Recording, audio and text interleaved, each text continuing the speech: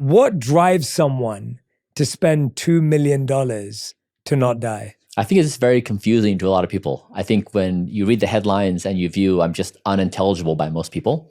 And I think if you look back, let's just say we fast forward a few hundred years and you live in the 25th century and you're reading the history books of this time and place, I think it'd be pretty obvious to them. They would say like, oh, of course, that's when humans figured out they were transitioning from die to don't die. Like that's the big thing. Like they had the technological and medical progress to say they could now begin extending their lifespans to some unknown degree. So I think it really just, we're on this inevitable trajectory towards radically extending how long and how well we can live.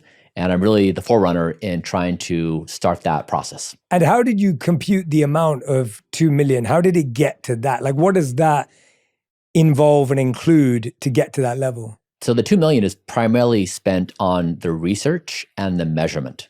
And so the actual, what I do day to day is very low cost. I'd say the majority of people can afford it. Most things are actually free. So a lot of people see the $2 million headline and they think, oh, this can't be achievable or reachable for me, but it actually is. And so what we did that was unique is when you're trying to do something to improve your health and wellness, it's important you can verify it does or doesn't work.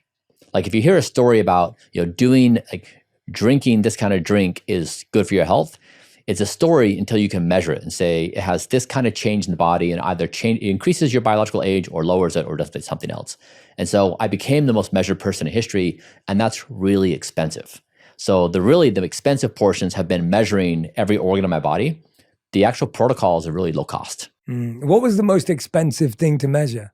It really is in chasing the cumulative measurement across the entire body. For example, like I've spent more time in an MRI than anyone in the world. I think this new technology called DNA methylation, you're looking at these patterns in the body. I'm the most measured person with that DNA methylation in the world. And so doing this consistently, routinely, we do thousands of data points a week. And so I think it's just all these things adding up. It's just expensive to do the test, analyze the data, continually have that process. We need a large team to do it. Yeah. Do any of the measurement tools have adverse effects on health? Yeah, MRI we think is very safe. Okay. Yeah, but CT I've only done once. I just did a calcium score, and then we do blood draws. I've done a ton of blood work.